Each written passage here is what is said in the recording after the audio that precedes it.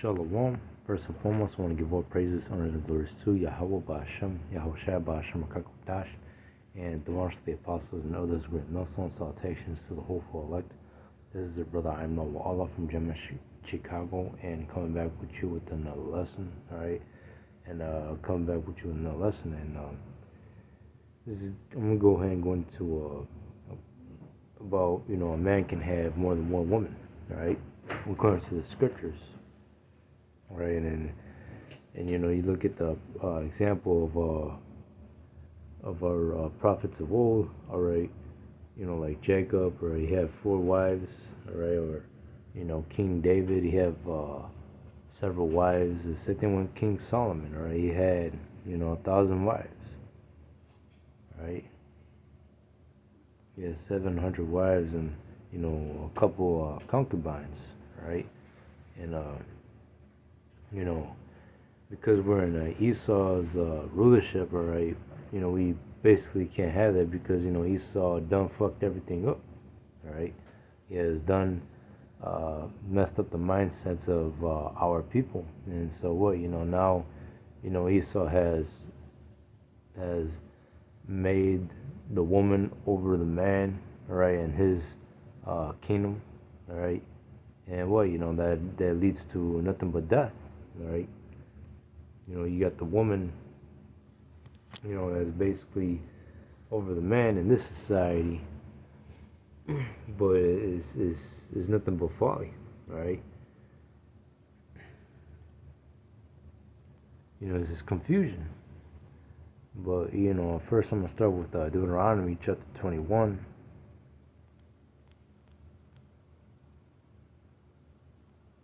I'm gonna start with verse 10. It says, this is basically how it went, in the ancient world, right? When, we were ruling, right?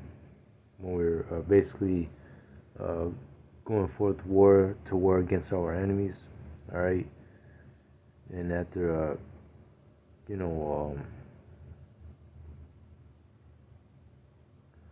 after destroying them and whatnot, we would take their woman, right? As for concubines, right?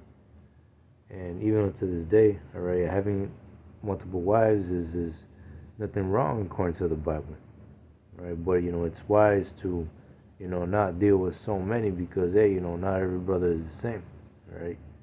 Nonetheless, I'm gonna just go ahead and start with Deuteronomy chapter 21, verse 10. It says, "When thou goest forth to war against thy enemies, and the Lord thy power hath delivered them into thy hands, and thou hast taken them captives, and seest among the captives a beautiful woman, and hast desired unto her that thou wouldest have her to thy wife, then thou shalt bring her home to thy house, and she shall shave her head and pare her nails, and she shall put the raiment of her captivity from off her, and shall remain in that house, and bewail her father and her mother a full mouth, and after that thou shalt go in unto her, and be her husband, and she shall be thy wife.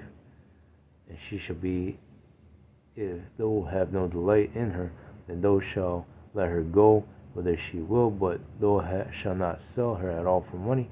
Thou shalt not make merchandise of her, because thou hast humbled her. If a man have 2 wives, one beloved, another hated, and they have borne him children, both the beloved hated, and of the firstborn son be hers that was hated, then it shall be when he maketh his sons to inherit that which he hath, that he may not make the son of the beloved firstborn before the son of the hated, which is indeed the firstborn. That he shall acknowledge the son of the hated for the firstborn by giving him a double portion of all that he hath, for he is the beginning of his strength, and the right of the firstborn is his.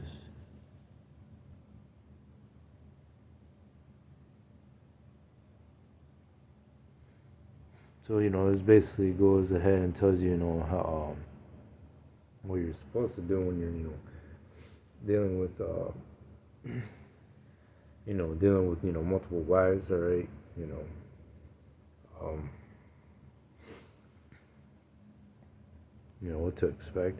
But I'm gonna keep reading. It says, if a man have stubborn and rebellious son, which will not obey the voice of his father or the voice of his mother, that when they have not chastened him, will not hearken unto him, then his father and his mother like uh, but that that was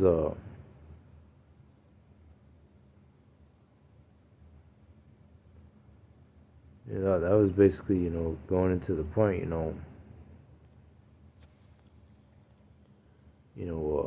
Basically, man can basically have more wives, but in the scriptures, alright, tells you numerous accounts that we could have multiple women, right?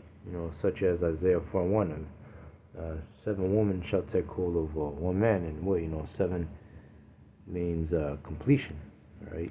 A man can have as much woman as he wants, right? And Isaiah 4:1 is also prophecy that is about to come to pass, especially in the times that we're coming into, which is Jacob's trouble, right? And what these women, there's a reason why the Lord created more women than men, right? You know, it's really ultimately for the women were created for us, right? Not the other way around, because what the woman means servant, right?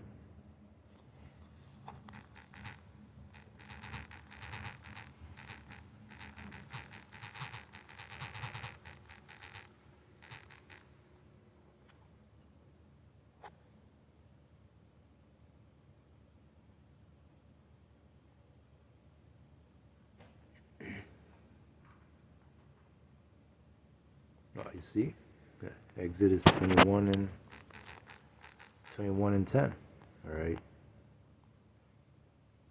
If he take him another wife, her food, her raiment, and her dirty of marriage shall not he diminish. And if he not do these three unto her, then shall she go out free without money. And exactly,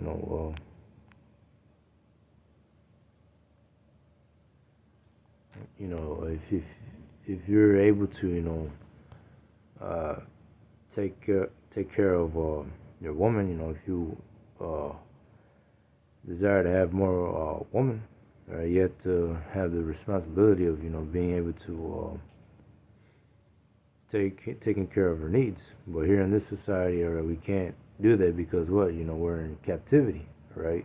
Esau, is in rulership, and he has done fucked. Uh, Esau has done fucked up the entire planet, right? He has decree unrighteous decrees. All right, he puts our people in the worst predicament, right? Here in this society, we can't pretty much do that because, well, it's complicated. It's impossible, right? But hey, in the kingdom, all right, you're going to see that, we're going to have multiple wives as much as we want, right?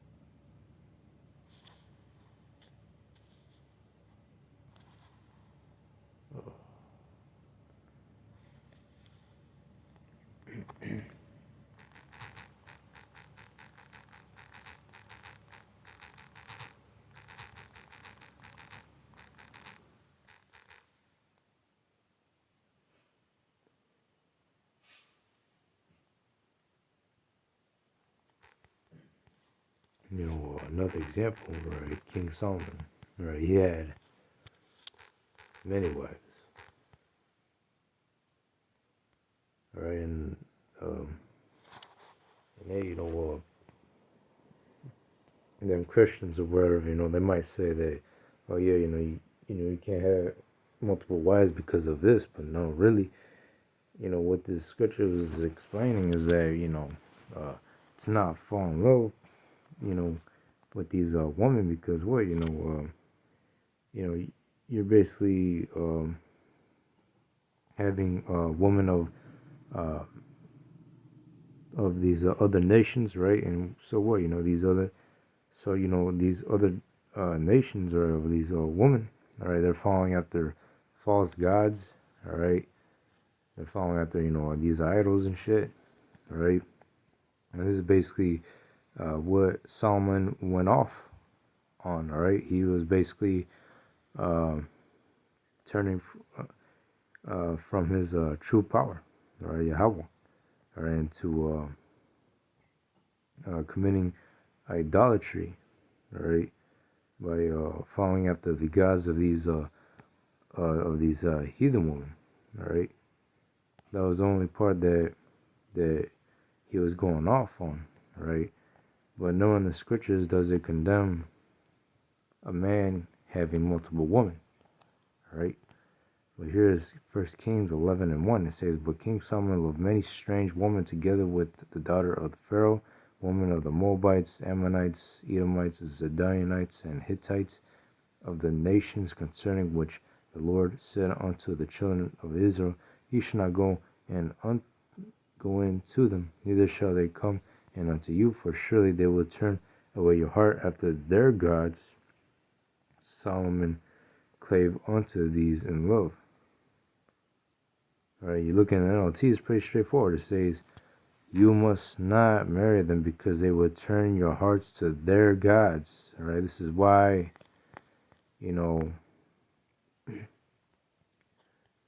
this is why you can't really fall in love with them because what, that was what King Solomon went off on, right? He turned to their gods, all right? But hey, nowhere in the scriptures, again, nowhere in the scriptures does it condemn a man having multiple women, all right? It is lawful for a man to have multiple wives, all right? In the scriptures it tells you that a little one shall become 1,000. How do we do that? All right, by being fruitful and multiply. And how we become fruitful and multiply, well, that's pretty simple, and straight to the point. All right, is by having multiple wives. All right, the scriptures tell you to be fruitful and multiply. All right, you can have as much wives as you want, but because we're in Esau's kingdom right now, all right, it's complicated because what, Esau has something called child support. All right, that's an unrighteous decree. All right, Esau, all right, has us in these worst predicaments. Having us in poverty. Our people are really fucked up out here. All right, people can barely, our people can barely, get by in this society. All right, we're living minimum wage. Right, it's complicated, right? So but nonetheless, it says, Solomon clave unto these in love, and he had 700 wives, princesses, and 300 concubines, and his wives turned away his heart. For it came to pass when Solomon was old that his wives turned away his heart after other gods, and his heart was not perfect with the Lord his power, as was the heart of David his father. For Solomon went after Ashtoreth, the goddess of Zidonians, and after Milcom, the abomination of Ammonites, and Solomon did evil in the sight of the Lord, and went not fully after the Lord, as did David his father. Then did Solomon build an high place for Chemosh, and the abomination of Moab, in the hill that is before Jerusalem, and for Molech, the abomination of the children of Ammon, and likewise did he for all his strange wives, which burnt incense and sacrifice unto their gods. You see, right? The reason why, the Lord said, not to go in, you should not go into them, is because, King Solomon's heart turned away from Yahweh, right? And he went on to worshiping the gods of these heathen women, right? And so what? He was committing idolatry. Or he was sacrificing unto their gods.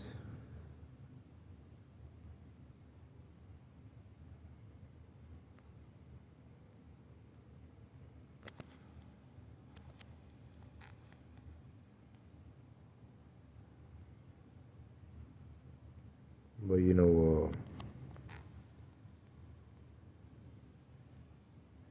that was it. Lesson. Hope it was edifying. I want to give all praises, honors, and glories to Yahweh Bashem, Yahweh Shai, and Shalom.